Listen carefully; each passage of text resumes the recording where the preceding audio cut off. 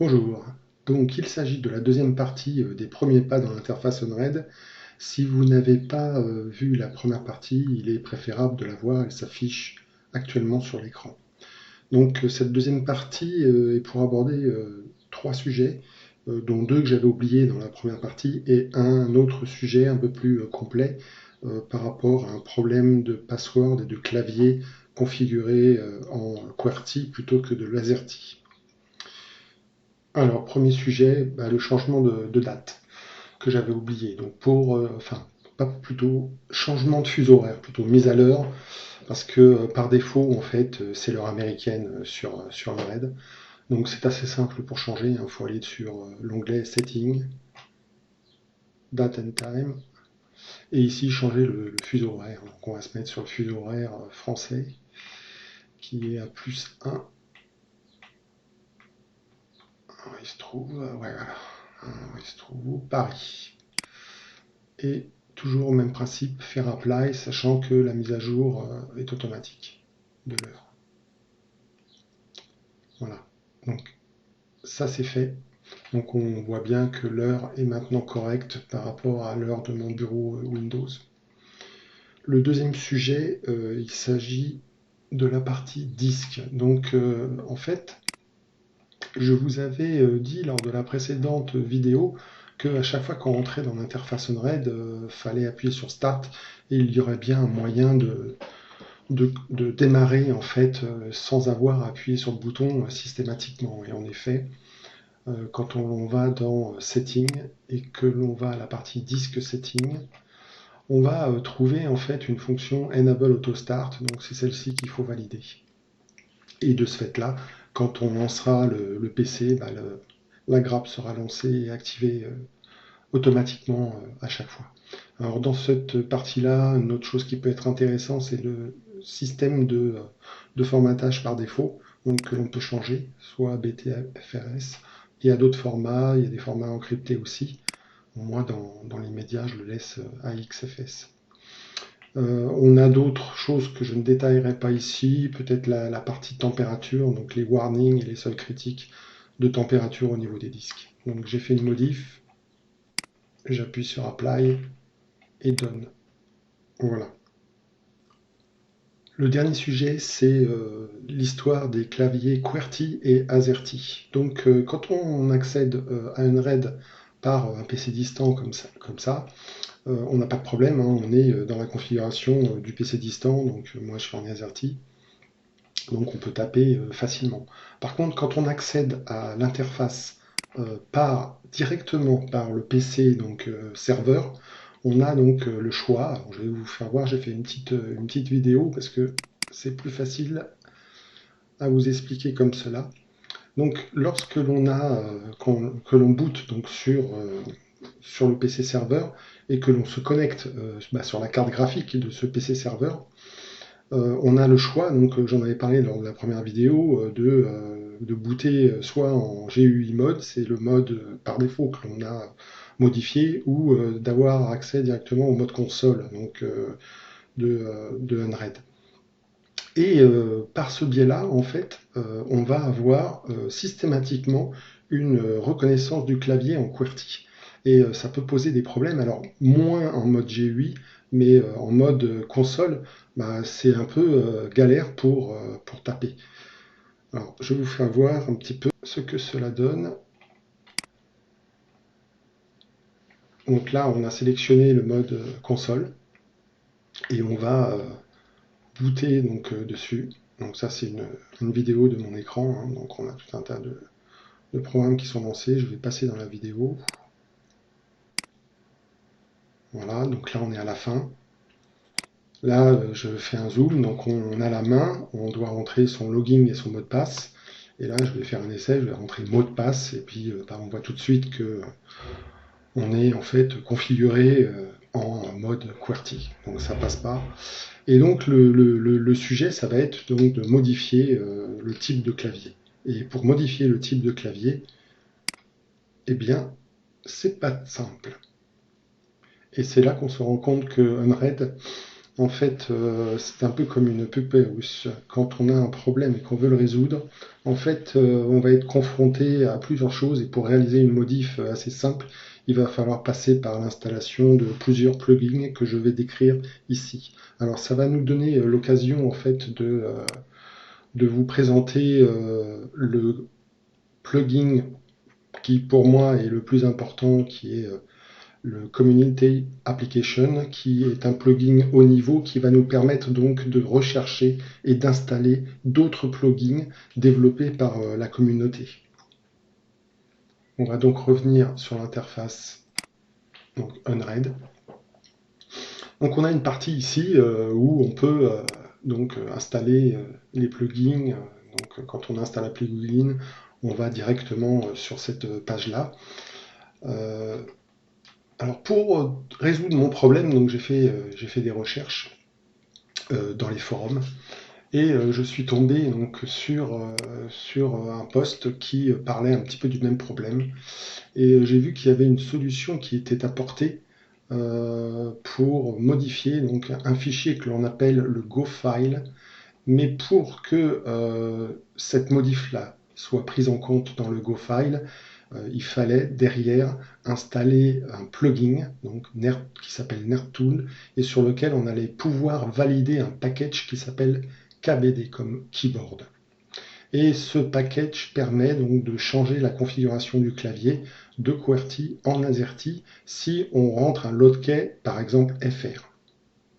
Donc vous voyez que pour modifier donc, le type de clavier, on va être amené à faire un certain nombre de manipulations, dont installer le plugin Nerd, valider le KBT, éditer le fichier Go par Notepad++, puisque Notepad++ est plus approprié pour ce type de fichier-là, c'est-à-dire que si on ouvre un fichier pour le modifier avec WordPad ou un autre fichier un autre exécutable plus lié à Windows, le fichier risque d'être vérolé et on ne va plus être en mesure de le faire tourner. Alors ce fichier Go, où se trouve-t-il? Il se trouve sur la flash que l'on boot. Et en fait, j'ai fait une recherche. Ici, c'est l'arborescence un peu de la flash et on retrouve ici ce fichier Go. Et c'est en fait un fichier qui permet de lancer des exécutables. Et il se trouve dans /config sur la clé USB. Voilà. Alors, première étape, installation du plugin Nerd. Donc, on va retourner dans l'interface. Et c'est là qu'il va falloir rentrer donc, le plugin Nerd. Donc, pour cela, on va aller sur le forum Unread. Donc là, c'est la page d'en-tête. Et sur l'application support, on va retrouver un plugin support où on va trouver en fait les liens de tous les plugins à installer sur Unread. Voilà. Donc on a une liste ici de plugins avec des gens aussi qui participent. Et vous voyez, on retrouve ici le plugin Nerd. Ça veut dire que c'est quand même un des plugins qui est le plus utilisé.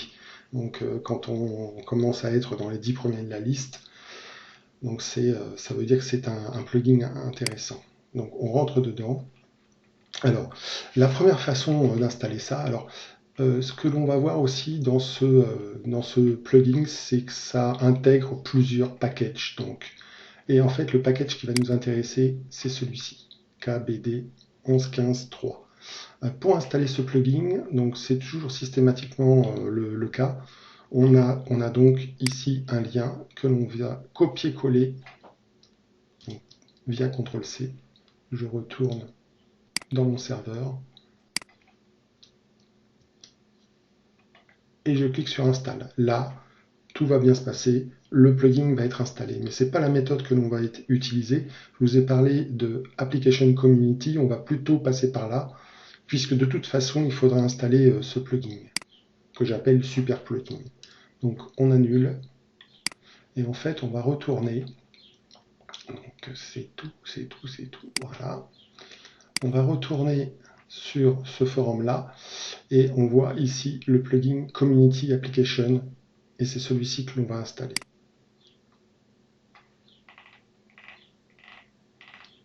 Et ensuite, grâce à ce plugin installé sur Unread, on va pouvoir, par ce plugin, installer tous les autres plugins dont Nerd. Voilà, donc il y a un descriptif, il y a même une vidéo. Et en fait, le lien se trouve ici. Donc on va procéder de la même façon. CTRL-C. On retourne dans le serveur, à la page donc plugin.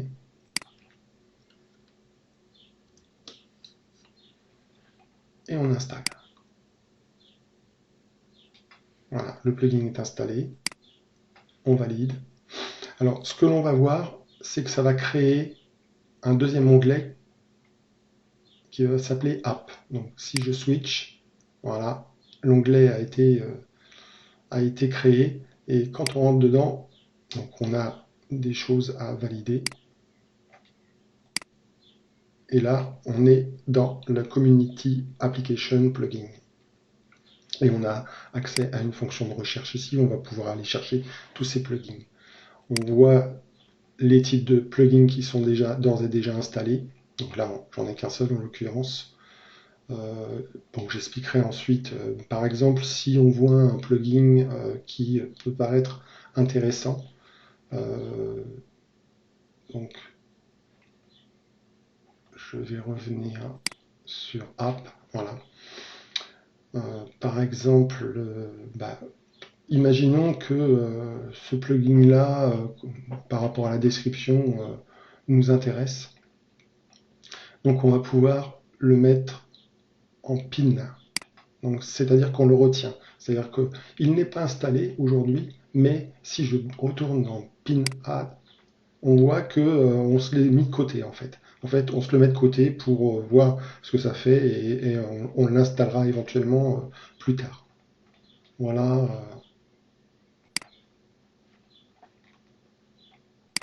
Donc, on est maintenant dans le Community Application Plugin et on va pouvoir aller chercher Nerd. Voilà, le voilà, Nerdpack GUI. On clique, il est là. Donc, je l'installe. Vous voyez, on n'a plus besoin d'aller chercher le lien sur le forum. Done.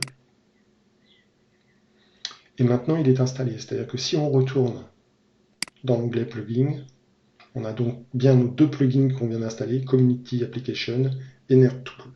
Donc dans NerdTool, il va falloir valider, si vous vous rappelez bien, KBT. Donc pour accéder à Nerd, on clique ici, ça va actualiser la liste de tous les packages en fait qui sont dans Nerd. Et on cherche KBD. KBD, il se trouve ici. Voilà. Et donc pour l'installer, c'est facile. On le met sur On. On va à la fin et on fait Apply. Et voilà, le package est installé. Et on le vérifie bien ici, comme quoi il a été installé. Alors on a un descriptif, voilà, qui apparaît. Bon, c'est pas systématique à chaque package, mais un petit résumé de ce que fait ce package-là. Bon, maintenant qu'on a tout installé, on va pouvoir aller modifier notre fichier Go. Donc pour aller modifier le fichier Go, il faut que j'éteigne le serveur. Donc je me reconnecte dès que le serveur est arrêté.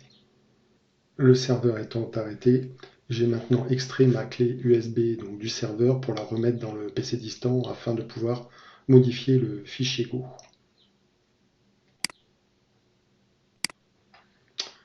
Alors, voici la clé USB. Donc on avait vu que c'était dans /config. Et voici le fichier Go à modifier.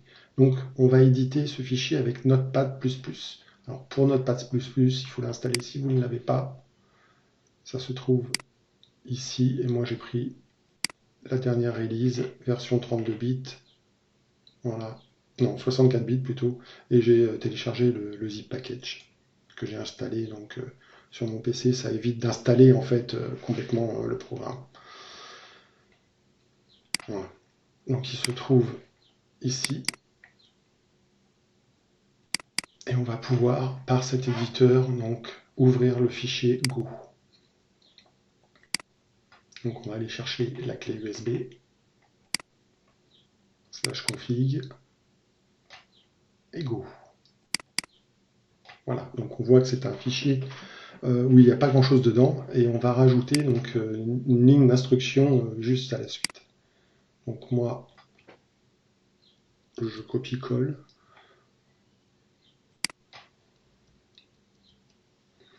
Et je modifie. Donc, cette partie, en fait, c'est la partie commentaire. Donc, on va mettre, vous pouvez mettre un peu n'importe quoi. Moi, je vais respecter ce que j'ai vu dans le post. Donc, on va pas utiliser. Voilà.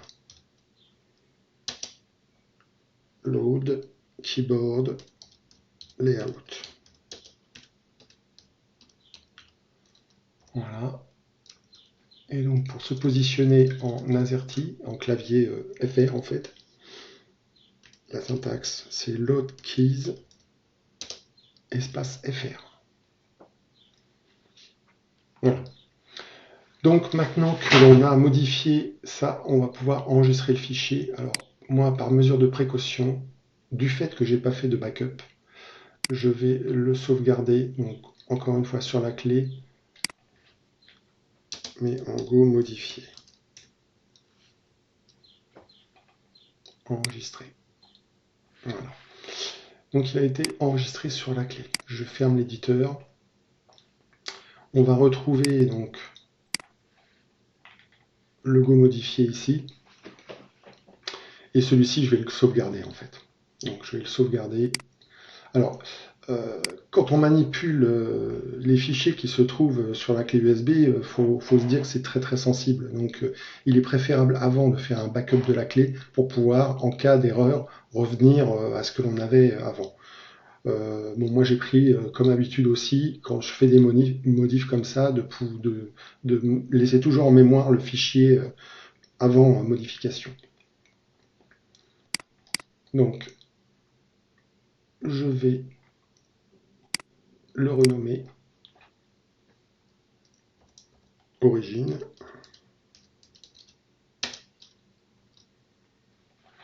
Et donc le modifier, je vais l'appeler fichier Go. Donc c'est bien ce fichier, ce nouveau fichier que j'ai modifié qui sera maintenant appelé au boot. Voilà, tout est fait. Il n'y a plus qu'à remettre la clé USB dans le PC serveur et rebooter. Voilà, donc le serveur a été relancé en mode console et j'ai fait une vidéo pour vous montrer ce que l'on avait maintenant. Donc même principe, on choisit le mode console, on a le boot, donc là je vais passer. Voilà la fin du boot. Et donc si je fais un arrêt sur l'image, donc là on voit bien que on a maintenant le clavier AZERTY qui a été activé. Et lorsque je vais passer sur la partie logging et marquer par exemple mot de passe, on est bien en clavier AZERTY. Donc cette méthode marche pour modifier le type de clavier pour le mode console de Unread. Alors je vais mettre un bémol car vous savez que on a un autre moyen donc d'accéder donc à Unread par le GUI mode, donc directement connecté au PC serveur. Et à partir de ce moment-là, on arrive donc je vais éteindre cette vidéo. On arrive sur une fenêtre de logging aussi, donc, qui se trouve là. Voilà. On arrive sur une fenêtre de logging où on doit taper donc le username et le password. Et en fait, la modif qu'on vient de faire n'est pas active pour le mode GUI. Donc j'ai cherché à résoudre aussi ce problème, mais pour l'instant, je n'y arrive pas. C'est comme si le mode GUI prenait la priorité en fait par rapport aux manips que l'on avait faites.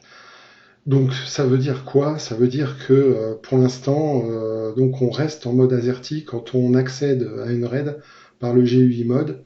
Et donc quand on va avoir à configurer les différentes choses, et si on a des chaînes de caractères à rentrer, va falloir faire attention parce qu'on sera avec un clavier QWERTY. Donc c'est moins gênant pour ça que pour le mode console parce qu'on va être beaucoup moins être amené en fait à taper des lignes de code. Mais bon, pour l'instant, je n'ai pas trouvé, je ne désespère pas. Donc, dernière chose, la relance du serveur a été faite. Et là, vous voyez les modifs que l'on a fait pour monter la grappe automatiquement, donc fonctionne correctement puisque la grappe est en cours.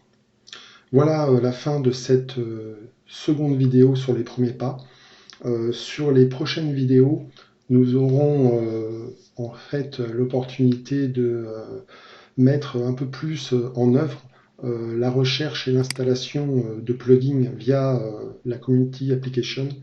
Et je voudrais parler en priorité pour les prochaines fois de deux plugins très intéressants et donc qu'il nous faut absolument de toute façon pour pouvoir mettre en route donc, le serveur et commencer à inscrire des données dessus.